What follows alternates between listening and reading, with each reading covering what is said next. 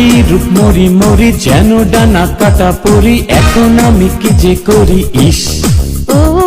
একে বেঁকে পথ চলে, চোখে চোখে কথা বলে, রূপেতে আগুন জ্বলে ইস। মিম আমার বন্ধুদের বলতেছি, যত খারাপ ভিডিও বা ভাইরাল লিঙ্ক, এই খারাপ ভিডিওই আপনারা ভাইরাল করেন। কেন ভালো ভিডিও ভাইরাল করা যায় না?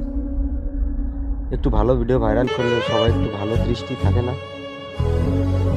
কেন এই একটা অ্যাক্টর এ যা করছে ওই সময় এই লিঙ্কটা কেন বন্ধ করে দেওয়া হলো না?